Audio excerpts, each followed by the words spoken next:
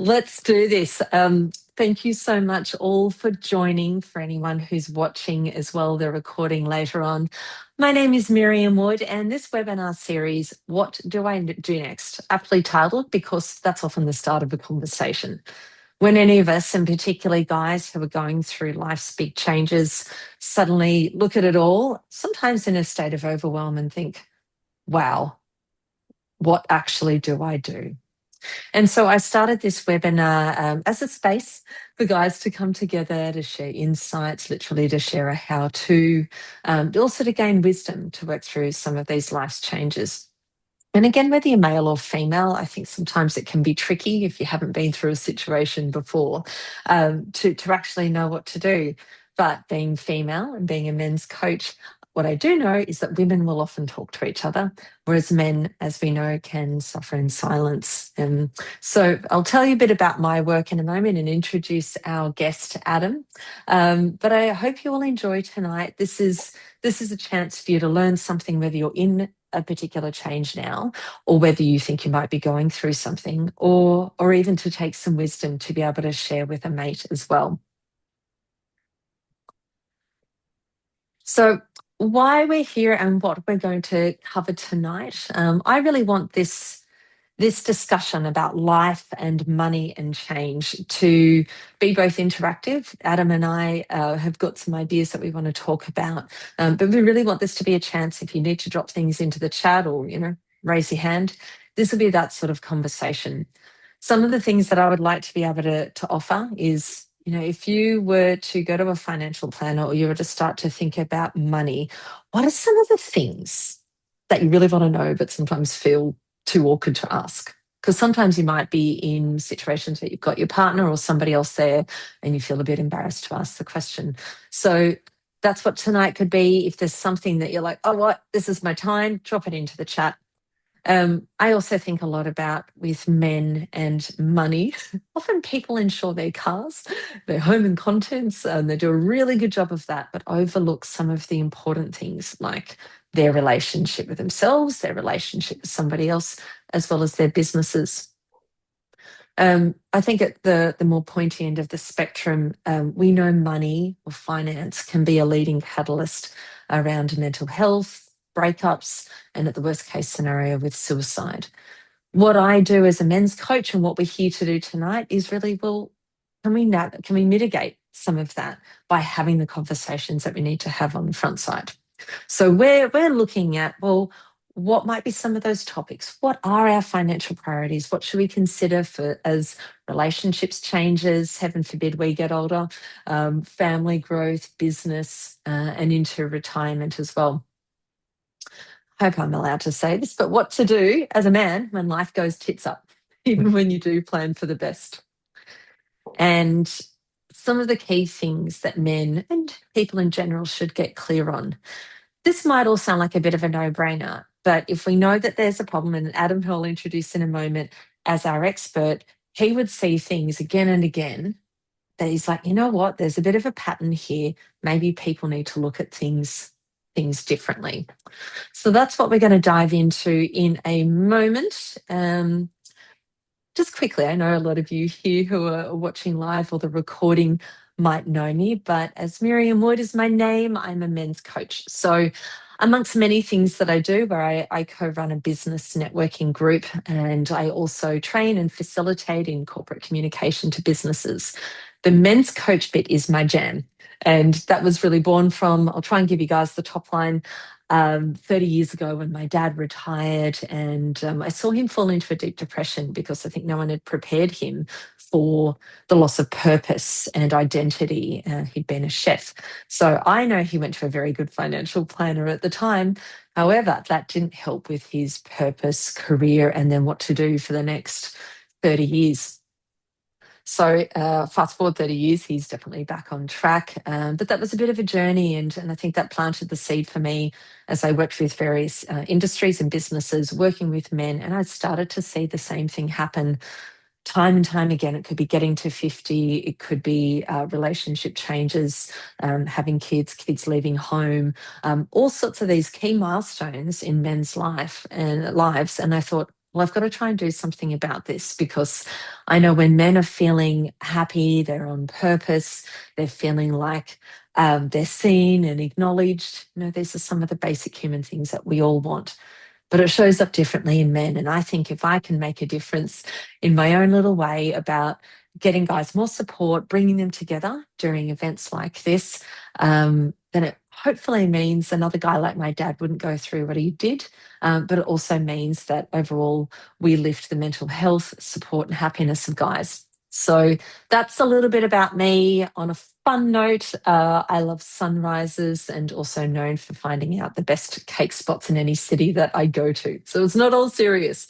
But I would like to introduce our guest star for tonight, Adam Drinkwater, head of advice at Trace to Wealth, father, husband. I'm sure he'd describe himself in many other ways. I also know Adam. I've known Adam for a long time, and we have had many a good chat about what matters over food and wine. What I really like about Adam, and why I invited him along tonight, is he's not someone that you would call like your ordinary financial or wealth planner. Adam's got a great way of asking questions, of really showing how he cares and thinks about each person's different situation. And that's why I thought this would be an unusual one, because we are talking about money, and we are talking about plans, and we are talking about life. But what I really like, as I said, about Adam, and as well as the business and the team that he works in, is that they're very much people centric and helping them understand their values and really start to have those conversations. So this is so much more than just finances. This is around life, what's important to you. And I'll hand over to Adam to share a bit about himself, and then we will dive straight into the gold for this evening. Adam, what else would you like to say by way of introduction? I'll just thank you. It's probably some of the kindest things anyone's ever said about me, Miriam. So I'll take that a bit. I hope this has been recorded. Thank you. Yes, I'm really excited to do this one. To your point, one of my big passions is way more on the behavioural side of things, and has been for a long time. I think our world, a lot of people often think kind of finances as markets and strategies, and it absolutely is that to a degree. But the two don't have to be mutually exclusive. And I think a lot of the absolute fantastic work gets done before any of that does, in terms of helping people make really good decisions, be more informed, be more confident, break down some of the factors that make them a good decision maker, and start to work on some of those things so that when they do the financial parts of it, or the things that typically are financial parts, they're really well thought out, they're mechanical, they've got a framework they're working from, it caters for all the things going on in their life. So that's my kind of passion. And probably the part of our role in our industry that I enjoy the most. Our business is very much centered towards that. So one of my life parts I'll talk about in a second is moving to a business that favored that and prioritized that, as opposed to other types that I could have gone into. But yeah, other than that, I'm busy at home with the family, and they keep me well grounded most of the time anyway. So that's a little bit about me, but we'll talk a bit more in a second, I think. Yeah, fantastic. Alrighty, I will dive on to we've sort of already got started on some of this. You've mentioned a little bit about having a family, Adam. You would have Mm. seen some of your own life changes probably. And I'm not a parent, but from what every parent says, they say nothing can prepare you for this. Mhm. You can learn about it from other people. You can talk to other guys that have probably been there. But there's nothing like actually walking the path of change yourself. So if there's anything you'd like to share with us, please bring that into tonight as well. But I'd also, while we're here having this discussion, is like what you've seen with clients after working in this industry for quite a while. The good, bad, and the ugly, but really like the heart of the matter. Like, what are the real conversations that are needed around money and decisions, personal and work? I want to touch on values as well. I think what you guys do has a very interesting approach to helping people think in a different way. Um, so that's some of what we'll cover tonight. But Adam, just going back to your story, Mm. um, actually, where would you like to start? Because I'm interested in what that's like when you become a father. But what have been some key change points for you that you'd like to share? Yeah, so I thought I don't want to talk too much about my own journey here, but there's just a few factors in there that I think are quite good Mm, examples of what I'll talk about later. So, if I think of major life changes and how they've affected my behavior or ability to cope or just make decisions as a male, in particular where money's involved, my mm, biggest change is probably at about 21 years old, moving to Australia without a dollar or anyone else. And that's a pretty ballsy move in itself, and probably one of the best moves I ever made. But that has a flow on effect in terms of the way you start to do things for every day after that. So, wonderful decision. But meant I started from scratch. I probably started a bit later than lots of other people did because you have to set up a kind of a base for yourself over time, socially, financially.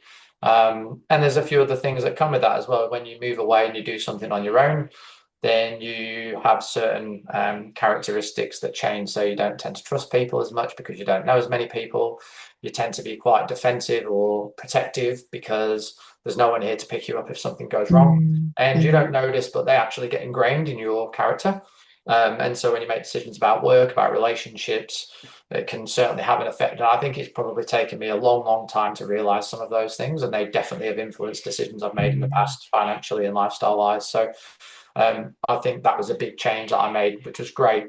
But mm, lots of things came out the back of it that even now I still learn about. And then fast forward a little bit, I moved to Sydney then. So I lived in Adelaide for 10 years, moved to Sydney 10 years later, and that was done for a job. So the business that I'm now part of. And again, at the time, it was a case of just trying to go and do something that was pretty brave, and I felt would lead to something phenomenal, but had a huge risk attached to it. It probably took me longer than I should have to do that by virtue of some of the things I've already talked about holding me back, which I probably didn't realize at the time. They were more subconscious. And making that move to a different city, didn't know anyone here at the time. New business, lots could go wrong. Again, I don't have that fallback to help me. So mm, bit of a plunge, but I've always been a massive believer that things happen outside your comfort zone in the best way, and you've just got to go for it sometimes. And staying in it often doesn't really give you the mm, most exciting or kind of rewarding journey. So that was another major change for me. I think then probably my next changes came as a bit of a journey of learning. So to the points I made earlier, I think when you're in your early 30s then as a male, so I know this is a male kind of webinar, so I'm going to touch on male stuff a lot. I know it's happened to yes. lots of people anyway, but I think we all, like, as males, kind of develop a little slower than our the other gender, and that can be immaturity and the way we think. And so I think even in your early 30s, you're still kind of working some things out. And I definitely, after a few Mm, years here, probably realised that I wasn't really working things out as I should have done. And I read a phenomenal book called Daring Greatly by Brené mm, Brown, and it is all about vulnerability. It's all about mm, kind of taking the time to think about what it is to dare to be great, to do things, to take on a chance. What things stop you? Do you think about them? And that was just an absolutely life-changing book. I think shortly after that, my career really mm, started to kick on. I became a partner in the business. I met my partner, like my wife now, and things started to flourish very quickly. So that was a really big mm, change.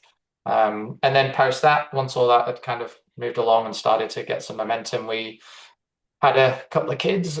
That was an absolute heck of a journey. So a long time, a lot of years, a lot of heartache, a lot of money spent. And that's probably been one of the biggest life changes. And again, lots of learning mm, came from that. Huge amount of things that I didn't know when we went into that, that I learned about myself along the journey, and would absolutely try and share with other people at any point in time because it changes the way you mm. do nearly everything else in life as well. So kids, awesome. Have been the best part of my life, but definitely one hell of a learning curve getting there as well as once we did get there. So they're probably the big life changes, and I've tried to frame them in a context about the topics that we'll talk about in terms of Mm, the behavioral things that we take on as challenges, how that influences other areas. And everything I've just talked about, I haven't mentioned money in, but money has absolutely had a relationship in every one of those points I've just mentioned, and mm, plenty more along the way. But they were not mm, because of money. Okay, so that's one of the kind of key things that we'll talk through here. Like, I know that a lot of the work people like myself do is about money, and it's focused on growth and all those types of things. But if you don't get your behavior and understanding of that and your relationship with money right in the first place, you'll likely have a lot more challenges come up than you otherwise would have. And I think that probably goes into our next point around what I've seen mostly with clients. And so I'm just going to roll through this, by the way. So if you've got any This is questions or you want me to wonderful. stop, or please do. And likewise for anybody in the webinar, please throw out a question or stop me in my flow if you'd like to do so. So that's probably a kind of good segue into what I see mostly with clients, and especially over the years where I've had the privilege now of doing this for 10 years in the current business, 10 years in the previous business. So a huge amount of people that I've worked with over that time and of all manner of demographics. Mm, And so it gives you a really, really rich set of experiences to understand how do people do things well, how don't they do them so well, what were some of the influential factors that they thought they could control or couldn't control in mm, that, and the characters involved. This is not about people being right or wrong, it's about being different. So there are probably common characteristics that I see with clients where they probably don't do as well as they otherwise could have done. Because if we're thinking male, then there's lots of common characteristics that males often have when it comes to their relationship with money. So if you break down biases and heuristics that people have, which is their kind of shortcut to decision making or the characteristics that they show, there are some real commonalities in males. So overconfidence is one of them when it comes to decision making. A complete belief that they have control in things, even when they mm, don't have control in things. And then also thinking that that control mechanism, again, thinking that everything's all right, everything's on board, it will never happen to me. The challenge that happened to other people probably is not going to occur in my life. I don't need a mm, framework to deal with things because I know I can deal with things on the fly. So none of these things again are financial. Not, I've mentioned somebody losing a job or somebody going through a divorce. Like we can talk about those things because they are things that come up.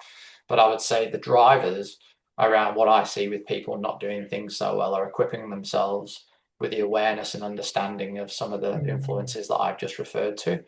And look, there are major life events that I see more often than not. So divorces obviously is one of the topics that will come into this a little bit.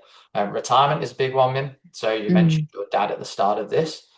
It's probably one of the greatest cases I see, which is people that tell me they want to retire tomorrow. Or, I want to retire at a certain point. And when I ask them what they're going to do, they could not tell me. And that leads to the mm. dangerous part. Or better yet, their partner sat next to them going, "You're not sitting around the house all day." That's Um, it. How and many then, Uber drivers I've spoken to over time, and I'm like, oh, how long have you been driving Uber for? And they're like, my wife told me I had to get out and yeah, get a job. yeah, yeah. And I think there was a doco not so long ago called Silver Mm, Splitters. It was about people who end up divorcing in retirement because they never mm, gave any thought to the decision making. It was just, well, financially, I've got enough, or everyone else does it, so I'll do it at this mm, age.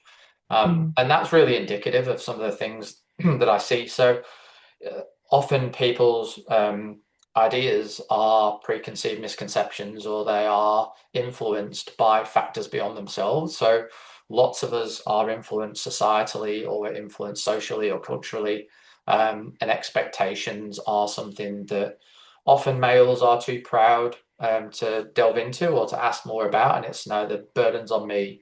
I've got the broad shoulders. I'll take this on. mm, Everyone else does it this way, so I can't look any different when I do something here, or I don't want to ask the question and look silly.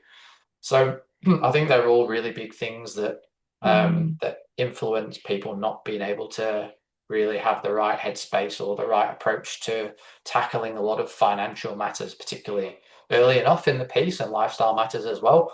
I say early because another one is that I often come across is I'm like, I can't do this yet, or I don't need to start yet, or I don't have what it takes to do anything yet. Nobody else does it mm, at this time.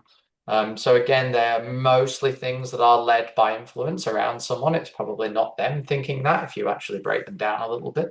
So part of our job, um, unequivocally, and I'm really pleased that over the years the industry has got better at this, is education for advisors on mm, behavioral finance, and for those that are really interested in getting stuck into the psychology of money, which is something that we have done a lot on. And one of our biggest responsibilities is to help break people down. And it's to give people an opportunity to have someone to ask them questions, to probe, to delve into things, to go back through years. And a bit like what I talked about in my life changes, mm, we often don't do that as people, and we often don't do it as couples. So it's pretty uncommon that someone sits around and thinks about a lot of the things I've already talked about. And often one of the risks, even if you do try and do it yourself, is that you don't have the wealth of experience or the broad range of view that I've mentioned earlier of seeing all the things Mm, you don't know. So one of the biggest risks here is not knowing what you don't know.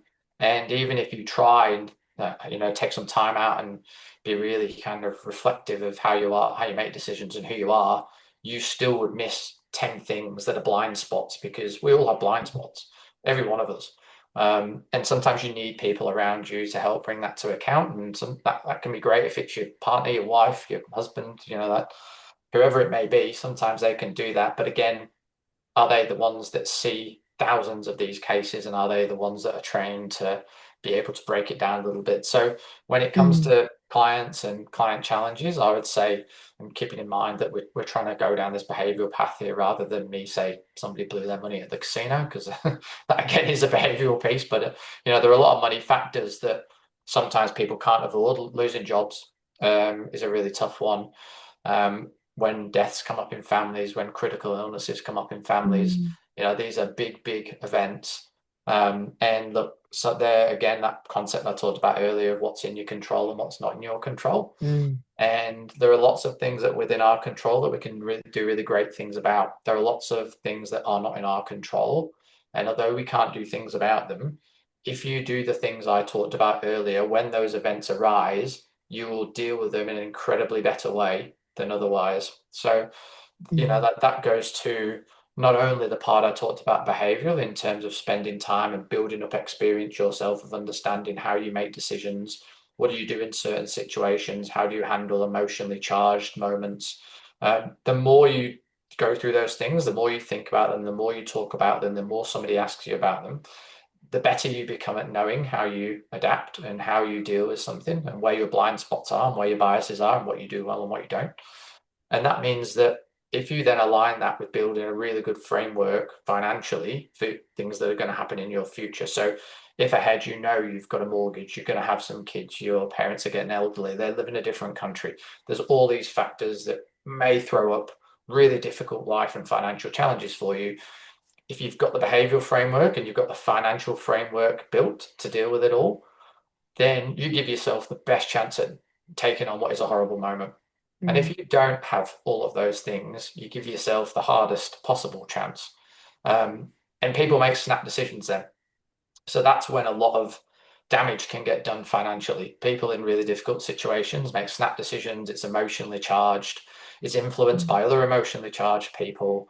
They haven't got their framework in place financially, so they're suddenly just snatching at things or selling things or doing mm, erratic things, which lead to really big financial problems. So um, there's some of the things that I see with clients where either they suddenly turn up at our doorstep and all hell is breaking loose, and it's because they never did a lot of those things in the first place. And what mm, I'd probably like to see is more people turning up earlier on in the journey and not having those things yet, but knowing that they happen to most people. So not mm, having that naivety that it will never happen to me. I think we all have different lives. We've all got different family scenarios, work scenarios. But if you go and look at statistics of how many of us will be touched by cancer, for example, it doesn't necessarily mean it will be us. It might be a family member. It's a really high mm, statistic. So what have we got in place when and how to deal with that when that occurs, or the job change mm, scenario? So yeah, I think they're like from what I see with clients' perspective, they're some of the more interesting things to think about in terms of the way people maybe don't tackle situations or tackle an approach as well as they otherwise could. And I've mm, probably been a little bit critical here because like the critical approach will bring things out in terms of things that I've seen where people haven't succeeded. I can also talk about things that people do really well, but it's pretty much the positive treatment of what I've just explained. So, mm, for those that approach things early and approach planning early and approach decision making early, and that's not just in our world, that's conversations with partners. And I don't want to limit some of the narrative here to people with partners because there'll be lots of people that are either in this webinar or watch the recording that don't have partners. So that can be self-reflective as well. And if you're on your own and you don't have a partner and you're not planning to, then how do you then build a framework of people around you that can help when something goes wrong? And that's not just family, because often they're not the best person in terms of they may be emotionally embroiled in it as well, but it can be professionals. So who's your absolute team around you to deal with everything financially when something occurs? So in Mm, my world, quite often in what we do, most of our clients probably have an accountant, they probably have an estate planner or a solicitor, they probably have a broker, they probably have an advisor. And, if something goes wrong financially, I'm pretty sure all of that team can solve it. mm, And so likewise, behaviorally, it can be somewhat similar. Who have you put around you through a period of time to help develop your mentality and your ability to deal with situations so that you have both sides of the coin covered. And Mim, that's mm. probably a shameless flog of your business there. In terms of I was like, oh, it wasn't entirely intentional, but it's no, it's thank that you. it's that kind Yeah. of thought. And I think again, this comes back to males a little bit. We're not great talkers. And I think awareness has changed a lot over recent years and it gets talked about a little Mm, bit more now. But I think, historically we probably haven't been. I know my wife absolutely gets bewildered at the fact I can come back from the pub after 5 hours with my mates and tell her absolutely nothing about anyone's lives. She just finds it perplexing. But at the same Clearly, you haven't time, been hanging out with John enough because you definitely pay attention to John. but at the same time, that kind of that Yeah, it sometimes works in happens. my favor, because she'll say, "Well, you never talk to anyone apart from the time that you and one mate ends up having 8 beers down the pub. The sport ends, and then you're dribbling on about all your problems, and you don't do it otherwise." So like Yeah. there's kind of quirks in that in the way that it's done. But I Yeah. think again, coming back to this male theme, we don't like necessarily showing vulnerability. We don't like sticking our Mm, hand up. This is not a reflection of anyone in this webinar when I say this, but I doubt many people will stick their hand up and say, "Oh, hey, I'd just like to raise this challenge I'm going through," because generally we don't. mm, mm, And it's easier to kind of either not deal with it, or kind of try and deal with it indirectly by Googling things. So not mm, only are the influences that I talked about important, but things like finfluencing to be careful of. So mm, we all get marketed a tremendous amount of things to us. And they don't always have the best of intentions, and they certainly don't understand our situation. So a lot of the challenges that I see when people come in are they've been probably marketed something or told something to do by a mate, or heard that something great was the next thing to get on, and they went and did it, and it jeopardized the family's financial situation, and now they've got all hell breaking loose. I think if you look at the mm, stats around divorce, I think that over half of people state financial disagreement as one of the key factors in divorce. yeah. And I think Mm, over about a third of long-term health problems also cite financial issues. mm, So, there's some pretty big stats around people not talking and delving and kind of getting things sorted out beforehand, and all of a sudden landing themselves in hot water because they probably never took the time to think about the decision making that got there in the first place. yeah. Oh, so powerful. And yes, we probably see you in your business in my and my world. Either way, people still coming to us to have conversations that they never thought of having before, or even something I see is if you haven't had good role models around you, it could be someone to encourage you, someone to say, come on, I reckon you can go out there and do it again. Someone to push you and see your brilliance. So if you haven't had certain influences around you. In a way, it's good now because we've got podcasts and there's books there's actually a lot of resources, but it can still be really overwhelming to sift through it all and say, well, who do I listen to? What do I believe? What do I do next? Yeah, and you've got to hold people to account. So we all have people that want to give us advice, or lots of us do. You have social Mm, circles, go to barbecues, and there'll be 10 people wanting to tell you the next best thing to get on. mm, And most people do it with a really good heart. They're not doing it for the wrong reasons, and outside of some of the terrible marketing that goes on. But like to your point, it's about really taking the time to understand who your core responsibility and reliable people are to have around you in those factors. mm, So if it's behavioral, or if it's more social, then who are the one or two that are completely trustworthy? You would ask their opinions, without any concern whatsoever. But in our world, it's more who are the people that we can put around us to make sure that they're asking the right questions. So I'd kind of argue that value almost comes from not simply being told what to do, but it's the asking and the interrogating and working out Mm, why something's right for you to do it. There are hundreds of strategies that we implement for people, and that same strategy could be really right for 10 people and really wrong for 10 others. So mm, it's not for me to overlay my opinion on that. It's for me to help someone to be broken down and to listen to them and to get them to speak about things that they probably haven't spoken about before and use that really, really rich information then to help them make brilliant decisions and really confident decisions as well. mm, And the partner thing in a room, I think we've talked about a little bit, where often there's a relationship dynamic at play where you don't want to be the person that looks like you've got to ask a silly question, or mm, you're the breadwinner of the household. I mean, again, I think this is something that's slowly changing over time, but generationally, the male has been a breadwinner, the male has been the one that makes the financial decisions. And I do see this change a lot, but I still see the tail end of that occurring where I'm sat in front of a widow and she couldn't tell me the slightest thing about their financial situation, where any mm, accounts are, and why they've done anything. And like that doesn't just result in financial challenges, it results in real emotional challenges. And that's just one example. But there are lots of other kind of scenarios where you can think about two people making a decision and one person's taken on the brunt of the decision making or responsibility. So mm. actually, one of the terms that we use casually in our world is the CFO and a non-CFO spouse. It's a bit tongue in cheek, but you'll tend to Mm, find in a lot of households it exists as dynamic. And so, and if you think back to that non-partnered scenario as well, often they will be one or the other. They'll be really confident as a financial person, or they really won't be, and they won't want to make key financial decisions. So if you're the CFO spouse, you have that kind of reality of what I talked about earlier. So I'm the mm, breadwinner, everything's on my shoulders. I'll take care of this. All usually fine if it's going fine.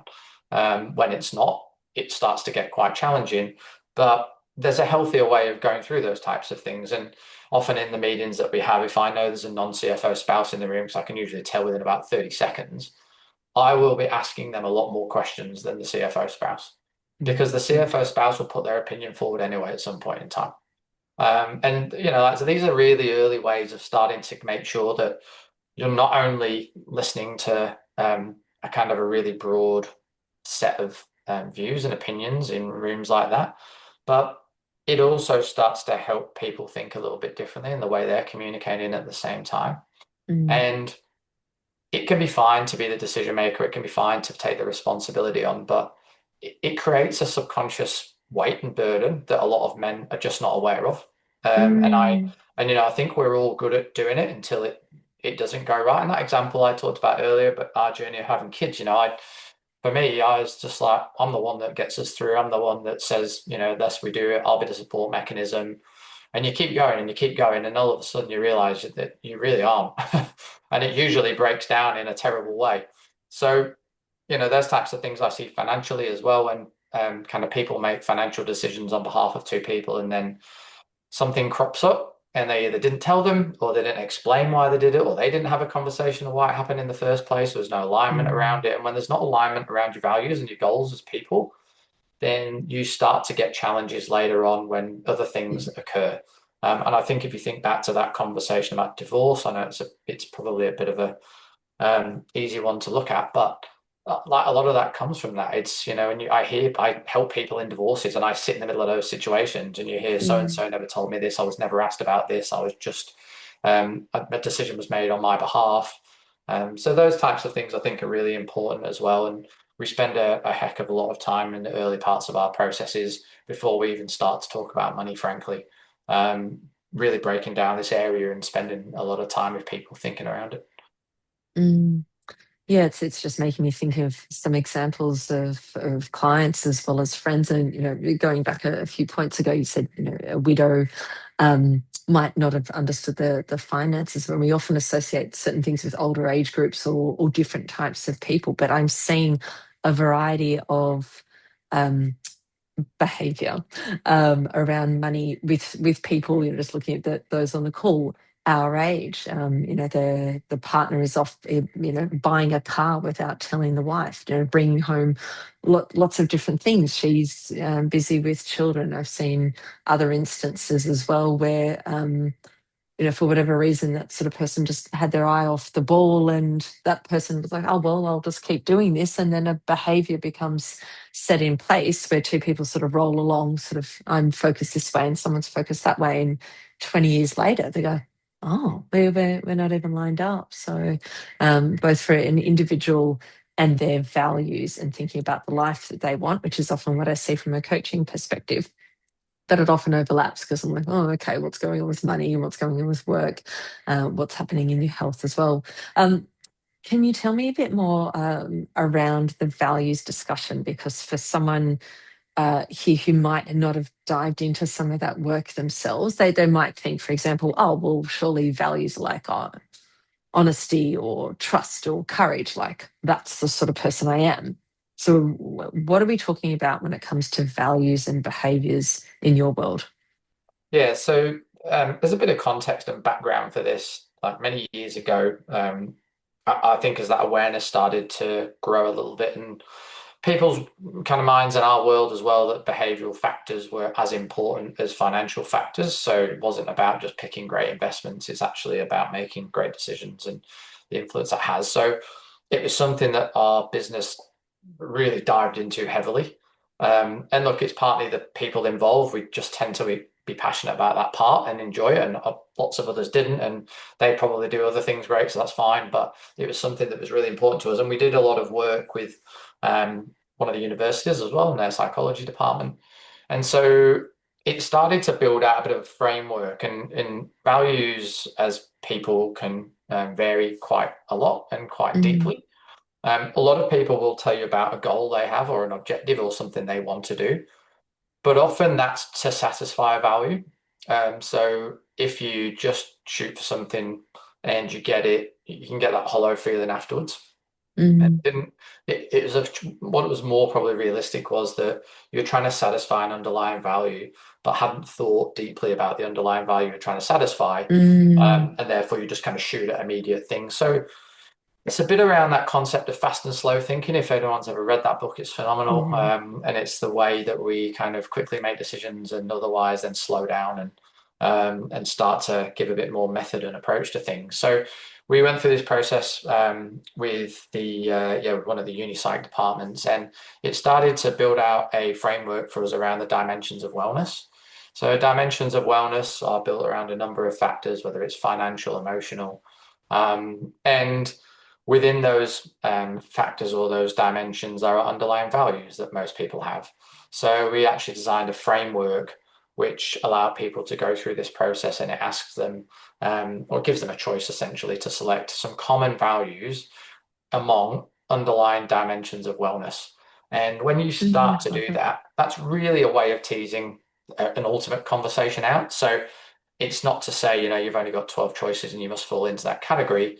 It's more to the point that if I ask someone what their core values were as a person and what dimensions of wellness mattered the most to them, most people wouldn't be able to answer. And I wouldn't have been able to either previously. So it's not a knock on anyone, but it's not something we're all thinking about every day. Mm, However, it's a fantastic way of opening up conversations and starting to develop them towards the things I've already talked about. So if somebody tells me that one of the things they care the most deeply about is protecting their family as a value, and where that comes from is a kind of a crossover of emotional and financial wellness piece, there's usually a history to that. All right, so one of the things that's really important is to understand where that comes from. Is it because you have kids? Is it because you came from a family that neglect was prominent in, and therefore you never felt that and you never want to have it for the ones that you mm, love? That like there's lots of different variances. But if you start to scratch the surface, you pretty much figure out what is behind that. And then once you do that, you then start to open up what the right things are to help solve for it. So it's often not the things that people snatch at in the first place. mm, It's, like that kind of scenario, there's so many different ways you can protect loved ones. It's not just financial, it can be decision making, it can be the way you behave. Sometimes money can facilitate that.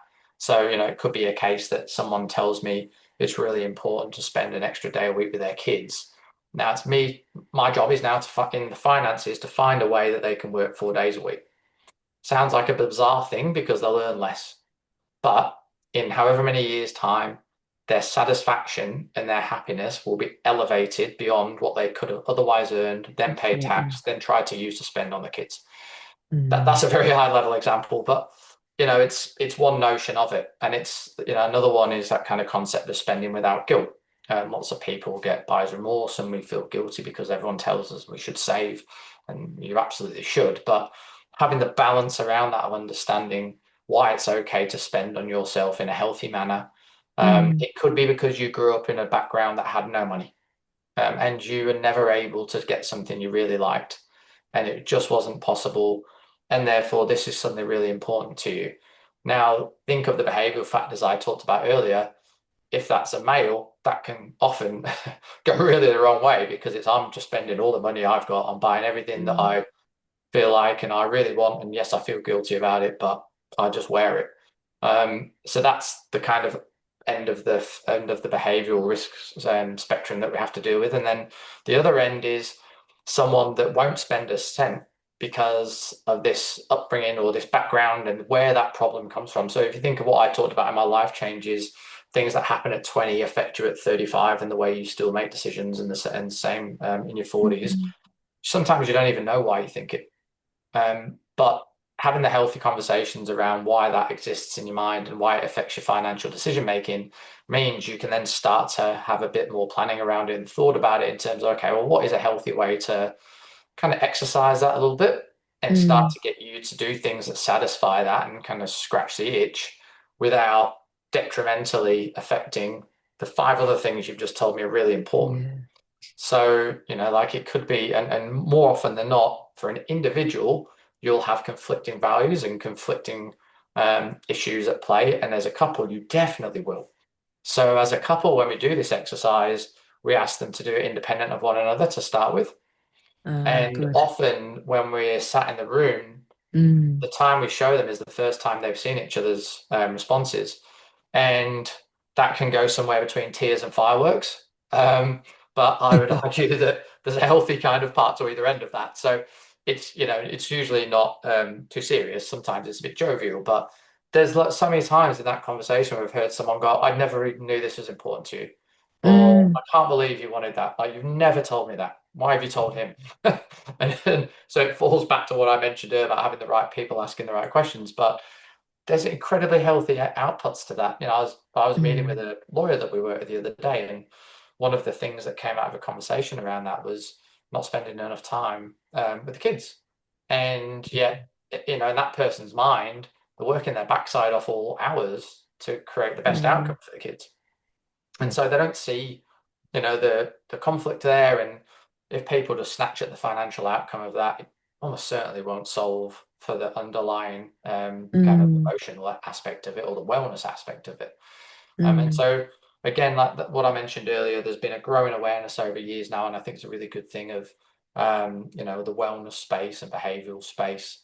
And obviously it can go quite far reaching.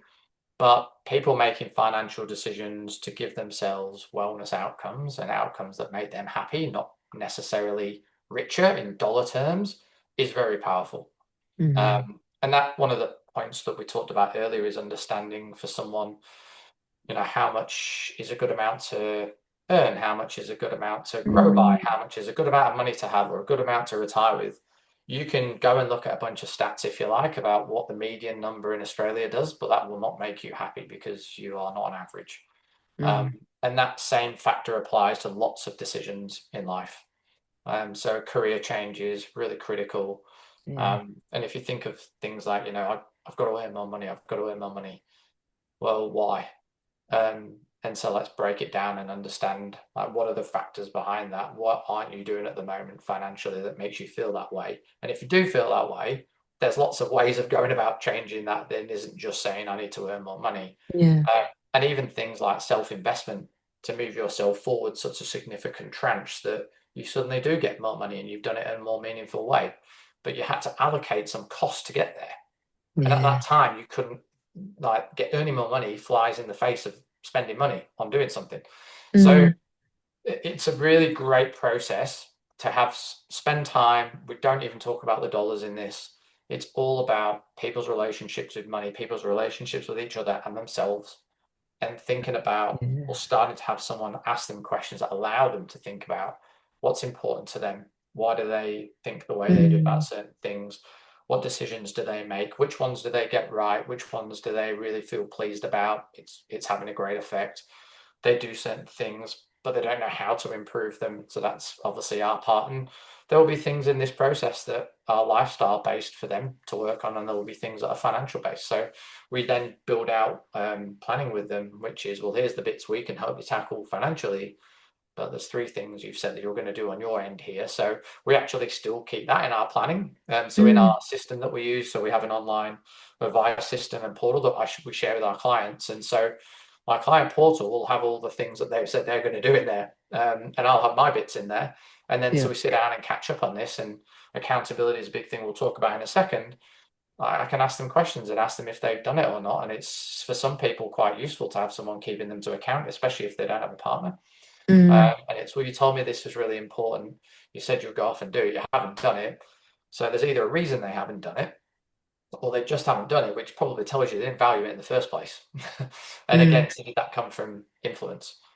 So it's a really, really great process to go through initially and on an ongoing basis as well and revisit it. I've probably done, some really interesting ones actually, people on their own where they did some great work in the early years and they tackled all the things that were important to them and they did their planning and they've grown well and they just kind of hit a bit of a plateau point and it's doing well in my career, growing my assets, earning well, kind of feeling like I don't know what I'm doing next or I'm at a bit of a mm, crossroads. So we just do it again from scratch. And I did it with someone probably a month or so ago, really successful kind of mm, single professional. And it unleashed an absolute number of things that we probably wouldn't have picked up in previous meetings when we were just kind of going through what we'd done a few years back. So it's quite a nice refresher thing to do sometimes as well and kind of test yourself again, mm, see if you've gone down a bit of a stale path. I think accountability in our decision making is really mm, important. So mm. not just on our side of things, but as humans, we all think we're doing the best and we think we're trying to do the best, and we get caught up in life and noise.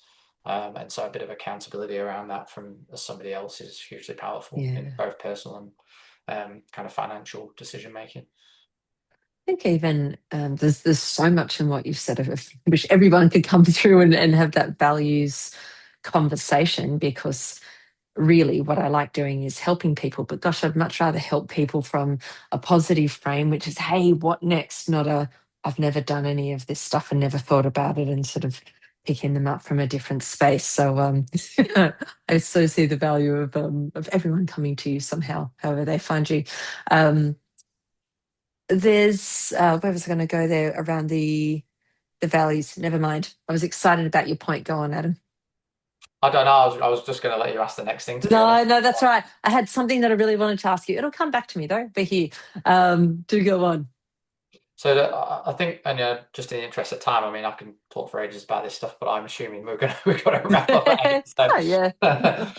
So, I think so the final bullet points, I'm not going to not give it any interest, and then I know there's probably a next part you want to talk about them quickly. So, I think that what should guys think about is probably some of the key factors I've discussed in terms of, if you get a free moment now, and Mm, I, often when I talk to people about some of these things, and I ask them to go and think about elements that I've discussed.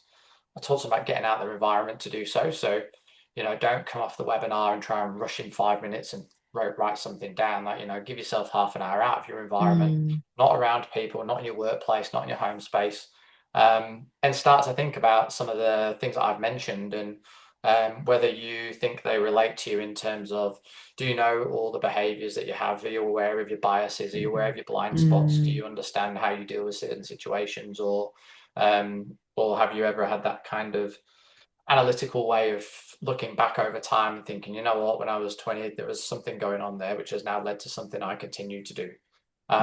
And also then, as I've mentioned, starting to think about, do I have a framework in place? Do I have all the things that I've just discussed? So if you think of the three factors from all the behavioral parts we talked about, through to then how they link to your financial framework and your financial framework as well. Do you have all of those things at play so that you are so well equipped to tackle anything that gets thrown up in life, and you feel more confident, more informed? You've got exactly the right people to talk about at the right to talk to, sorry, at the right moments. I think Mm, they're all the things that, look, people in general, but guys especially, from the point of view of that kind of shoulders and burden piece, I think males do still burden and take a lot of the burden and a lot of the mm, responsibility of those aspects of households. And I don't mean that in any offensive way to people that do that aren't male, but I think statistically that probably still goes on quite a yeah, lot. yeah, And I think that the way to alleviate yourself from that is to tackle or go through the things that I've talked about and start to get some freedom to then focus on the things that you really love to spend your time on, and not having your yeah. head stuck in that on weekends or trying to quickly Google things at work. Just not great ways of making progress. Mm.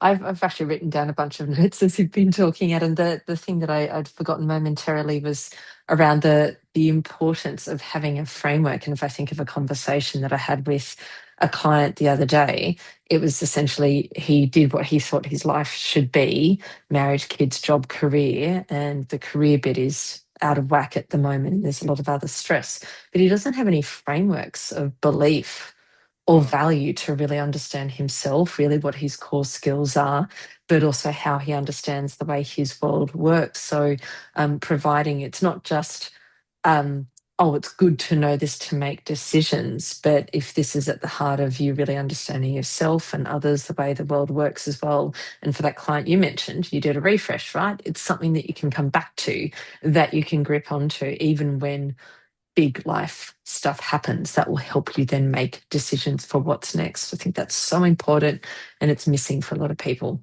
Yeah, and the financial framework parts of that we've talked about, there's probably Mm, most people I work with, I can tell them exactly like when they're going to retire or what's going to happen if something goes wrong, what policies they've got in play if somebody gets sick, what's going to happen from an estate planning perspective if somebody passes away. Like having all that information is really useful, even if you've got a career crossroads. mm, All of that helps answer a lot of the questions of, what job do I have to go absolutely. for? What income do I have to have? What do I have to save towards my assets? Because my assets won't grow to the certain level that I do, or they will, therefore I don't have to earn as much. And that Yeah. takes the stress away from the career choice. Um, Yes. and there's lots of ways you can put forced mechanisms in place that allow success to grow without you having to do it. Mm, Superannuation is probably one of the best examples of this. Everyone takes money off you out of your pay so that yeah. you can retire. Like if they didn't do it, which they don't in some countries, lots of Mm, people don't retire for many years afterwards. That's just a great example of a force mechanism that allows success and takes the strain away from other decision making. John, did you put your hand up there, or is it an accidental slip? No, no, I was just applauding you on your comment around frameworks. And it mm, gives you kind of comfort if you are navigating a new job or chapter two or new country. If you've got those frameworks in place, it just gives you more confidence. Hmm. yeah. Thanks, mate. Yeah. I think even from a, say, health and fitness perspective, and fitness industry was my background as well. And I think sometimes we can understand it day to day. Oh, if I'm wanting to have a certain goal, I'm wanting to run or lift weights or whatever's going on, do I stay in bed or do I get up out of bed? Do I eat that thing? Don't I eat that thing? Or, have the extra drink? These are all really little everyday examples of how Yeah. our actions line up with our values and our goals as well. But this is big stuff. I'm conscious of time. If anyone needs to leave, by all means, go for it. We've only got a couple of minutes left, but I think you've really hit on something. So many points here based on all my little post-it notes that are really important around values, and wellness, and also that discussion whether you're in a partnership now. Um, you might not be forever. What does that look like? Or whether you're going to meet someone or not. So I think looking at all those different scenarios that maybe someone wouldn't have thought about. Adam, anything more from your side that you'd like to share? I think your point there, and I think one of the things you usually end on is kind of what people need to do next, or Yeah. kind of what things they can do next. Yeah. I'm going to steal your gym point here. Go for it. And anyone who speaks to me will have heard this before, but one of my favorite sayings is the heaviest weight at the gym is the front door. And it absolutely is, because once people get past the front door, they can do things when they're in there. They can get programs, they can get help, they can get specialists that they will get stuck in. But getting there and doing something is often the biggest hurdle. So even in our world, it costs nothing to have a conversation. Like all the things I've just talked about, there's no cost to come and speak to someone like me and say, hey, this is my situation. It's a completely confidential situation. What do you think we should do moving forward from here? Is there other things to do, other things to look at? This is what I'm thinking. Can you speak to me about it? Like that, the initial conversation of that has no cost. So there's no reason why people shouldn't be doing it. And I think it's something that's perhaps a little bit prohibitive in our country, because I think sub 10% of people get advice in Australia. It's a really low number. Really? And some Wow. of that is because of history and kind of poor systems over the years. Some Mm. of it is because socially, some countries don't talk about problems and money as well as others. Americans talk about it a lot. English people, not at all. Mm. So, that we're probably somewhere in the middle. But it's just, that book I read was about daring to be great and being vulnerable and taking a step forward and going and doing something. Don't worry about the outcome, because you don't know what the outcome's going to be. Yeah. It's about just having a crack, going and doing something. And there's very little risk in having a conversation to start with. So I think that's kind of something to try and take away and move forward with. Well, I will circulate this in the notes, but some of the key things that you mentioned at the start, that book, Daring Greatly, and that's quite interesting, that it was sort of doco silver splitters, I think you said, around what happens with relationships around retirement. I feel like I've been on a bit of an ownership rant lately, and I'll explain what that is, just because I've been speaking to lots of companies and individuals. And sometimes people are asking me about productivity, sometimes it's health and wellness, and obviously all the mindset stuff. But I keep coming back to a decision to want to take ownership despite your embarrassment, or despite feeling ashamed of yourself for where you're at, or whatever your situation looks like. Sometimes these big feelings can feel so prohibitive that we don't actually do anything about it. So I really like that metaphor about the heaviest weight is the front door as well, because we can start to look at, well, if I put this aside, what's the true cost of either doing something or not doing it?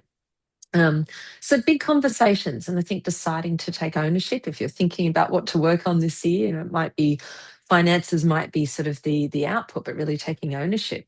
What do I think? What works for me? How do I know myself? What's actually going on in my life? What might be some patterns and beliefs that got me here in the first place? I put together a bit of a brainstorm, and people in the group here might want to add something to it, but thinking about literally what do you actually do next, whatever the change is that you're going through. And I think this conversation represents it tonight, right? Talking to someone who's in your corner and getting the overwhelm out of your head. Could be going through a framework, understanding your behaviors, getting that support with accountability. Getting to know your fears. We've just started to touch on this because they show up in different ways. It might not be an obvious, oh, I've got a dodgy money mindset, I'm afraid of money, but it might be showing up in your buying patterns, or in your relationship patterns, and about how you feel about love. Educate yourself, talking to experts who actually care and want to see you empowered. Places like, again, this tonight, connecting with other men, thinking about what you would do for your car or your phone or your dog or kids. So many people are so quick to look after all the other parts of their life, but leaving themselves to last. So how would I treat myself and take ownership of all those areas of my life the way I would for a loved one? And I think I've put power of an action plan on there. That's something that I do a lot with clients, is pulling this all together. So when there are times where it's feeling like a lot, because you might have relationship stuff, there's career, there's finance, there's heavy stuff going on in families. Adam, you said, of course, none of us are exempt from all these big moments in life as well, having someone who can help you pull it all together and start to prioritize. Okay, what might be the next action? Where do I need to get to next? And what are a few ways, rather than trying to get from 0 to hero or 0 to 10, is look at a couple of areas of your life. And I'm just sort of visualizing dialing up here, looking at a couple of areas of your life and just dialing up here, here, and there, and get some momentum, get a bit of movement going so you can get some wins. So if anyone is interested, either they've got a particular change going on in their life, or anticipate this might be coming your way, easiest way to be able to work with me is to be able to get in touch and ask about an action plan. And that, I think, helps you get back into the driver's seat, helps you take back control. We get together a blueprint or a roadmap so you actually feel like you've got both hands on the wheel. Sometimes we start off in the passenger seat and, didn't actually realize that happened and back up in the driver's seat, just with a few tweaks, with a few good conversations, with that support and accountability, with people like Adam or whoever it is that you need to have a conversation with. But thank you so much, Adam, for your time. Thank you so much, everyone, for joining. Apologies we went over time. Just if anyone wants details, I've got Adam's here. I will circulate that in the notes after this evening. Connect with him on LinkedIn.